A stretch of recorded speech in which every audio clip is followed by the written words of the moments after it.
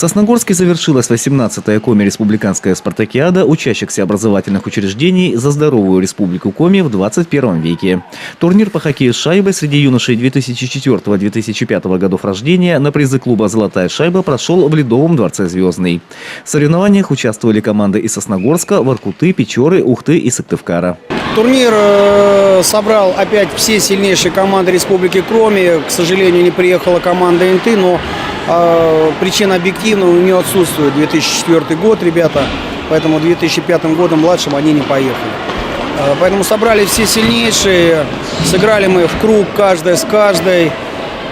Борьба была, скажу, что даже несмотря на счет, что каждый матч был тяжелый. За последний год-два уровень команд республиканских подтянулся. С вводом Ледовых дворцов уровень стал сильнее, намного сильнее.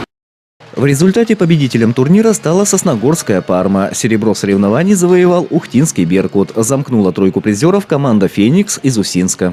Команда Усинска впервые, если не ошибаюсь, за последние сколько-то лет она заняла бронзовые медали на золотой шайбе.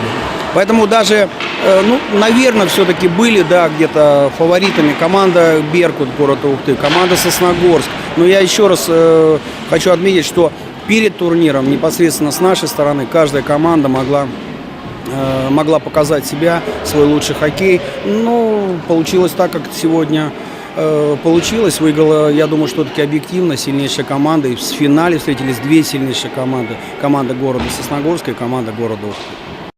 Теперь Сосногорской «Парме» предстоит участие во всероссийском этапе соревнований. Турнир пройдет в Сочи в начале апреля.